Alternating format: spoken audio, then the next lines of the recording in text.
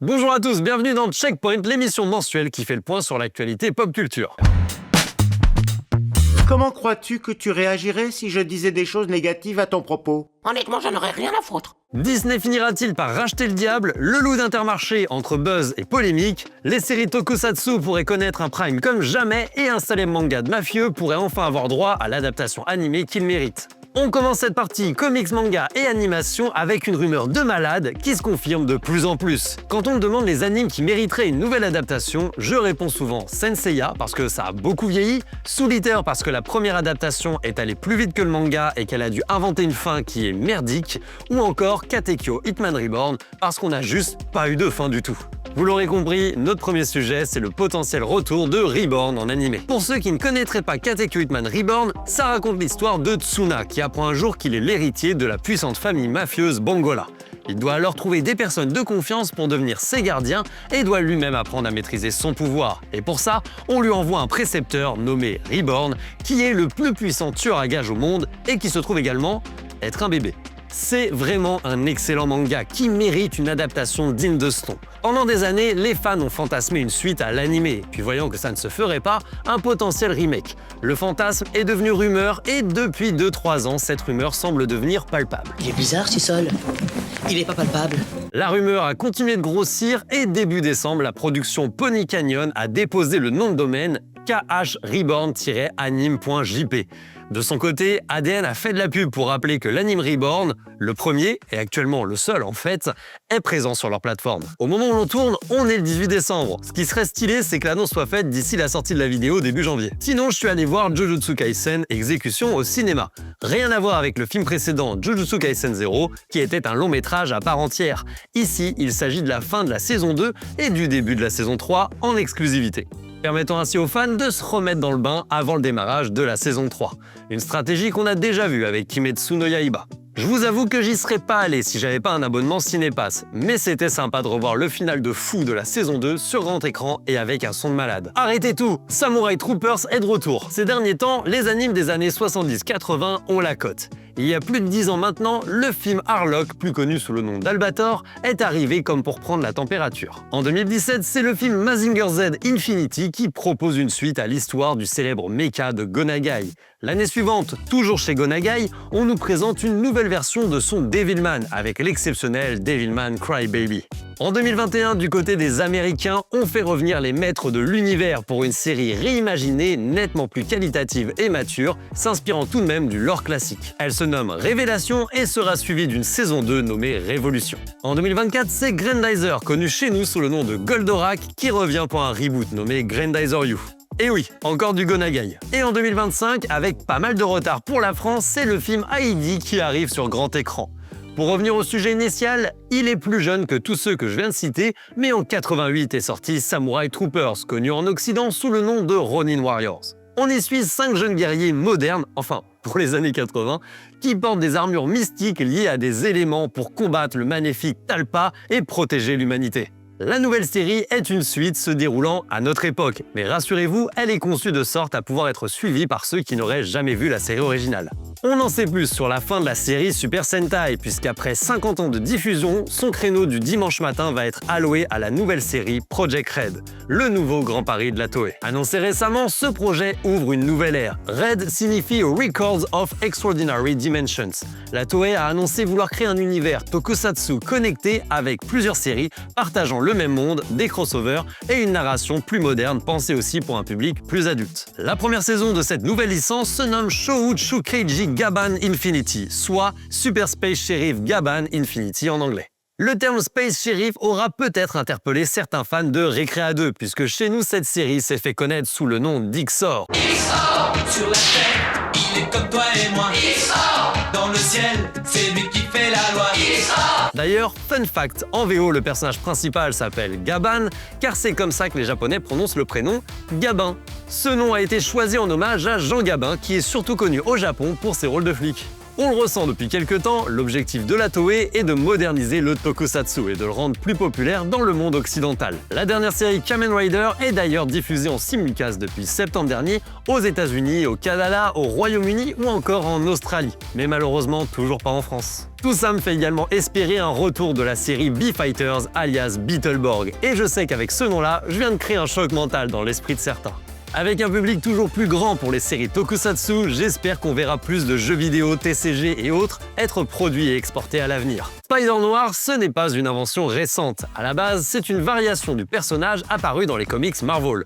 Une relecture en mode film noir situé dans les années 30. Avec Spider-Man plus brutal, plus désabusé, loin du héros adolescent qu'on connaît par cœur. Le grand public l'a surtout découvert avec Into the Spider-Verse où Nicolas Cage prêtait sa voix au personnage, avec ce ton très pulp et très second degré.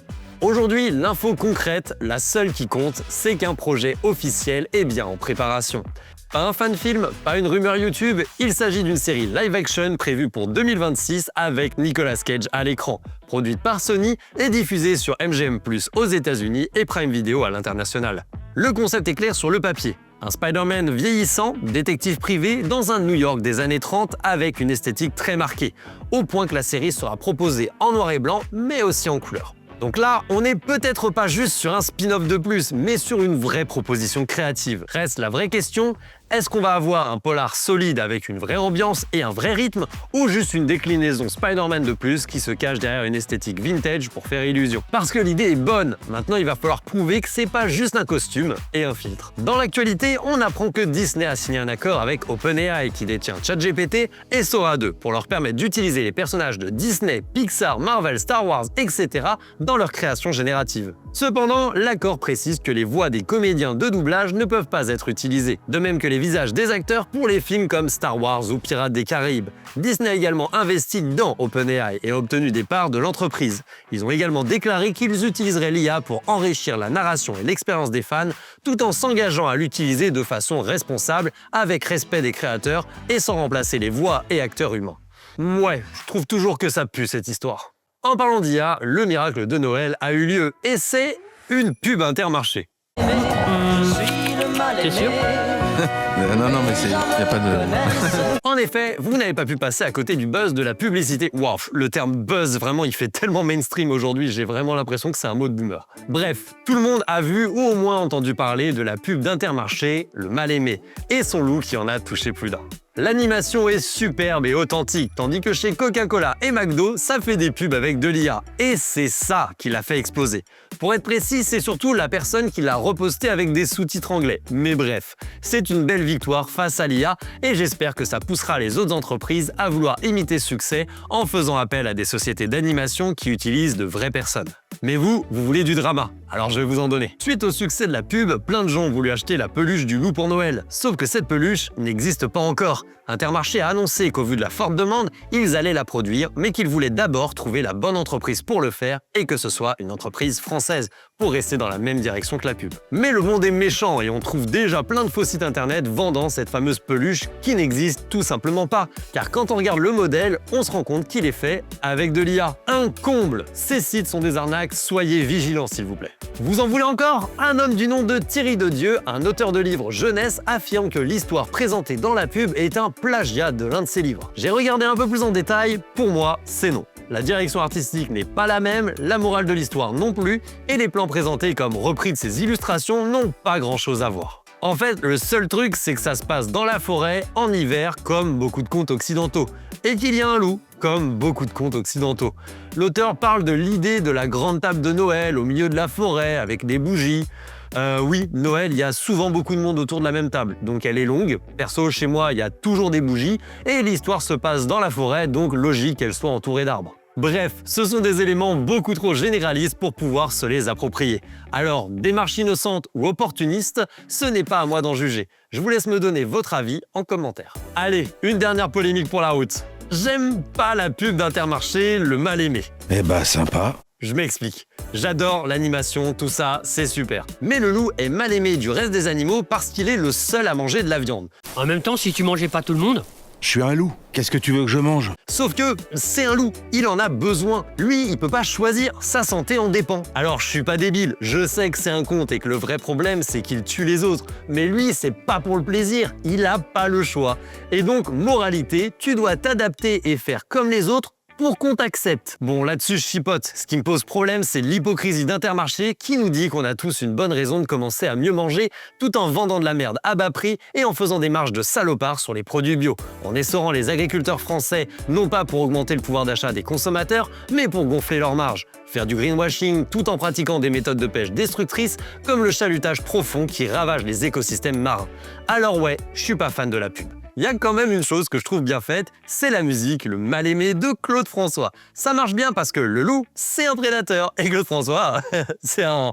Enfin bref, je pense qu'on a fait le tour du sujet, mais s'il y a du nouveau, comptez sur moi pour vous tenir au courant. J'en parlais dans la partie jeux vidéo, le 25 janvier aura lieu le Dragon Ball Genkida Matsuri. Je ne vais pas revenir sur le programme, mais voici ce que j'aimerais entendre concernant le manga et l'animé. La reprise du manga Dragon Ball Super. Le manga est vraiment supérieur à l'animé. L'arc du tournoi des univers est moins long et mieux rythmé, l'arc Zamasu est plus complet, bien que je trouve la fin toujours aussi bâclée. Mais avec l'arc Moro et Granola, on a plutôt bien mangé, donc je suis également curieux de voir tout ça en animé.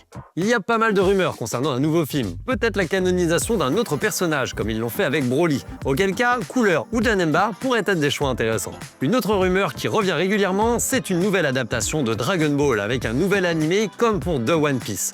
Et j'avoue que l'idée d'un nouvel anime saisonnier plus fidèle au manga avec une animation moderne, ça me fait des papillons. Crunchyroll se fait racheter et la branche édition manga va changer de nom pour redevenir Kazé à partir d'avril 2026 après 3 ans sous l'appellation Crunchyroll. Quand on voit le bordel logistique que ça a été pour obtenir des couvertures alternatives afin que les collections ne changent pas brutalement de style sur les séries en cours, tout ça pour redevenir Kazé, il y en a qui vont gueuler. Mais le plus important reste à savoir ce que ça va changer en interne. Pour l'instant, on a trop peu d'informations, mais on vous tiendra au courant des changements à venir. Merci d'avoir vu cet épisode de Checkpoint, j'espère que ça vous a plu. On se retrouve tous les mois pour l'actu sur la pop culture. Pour soutenir l'émission, un like, vos points boost ou un abonnement, voire même les 3, c'est gratuit. Et si vous voulez nous écouter, que vous soyez à bord du Faucon Millennium ou dans votre DeLorean, l'émission est également disponible en podcast sur Spotify. C'était Asao et n'oubliez pas, restez curieux.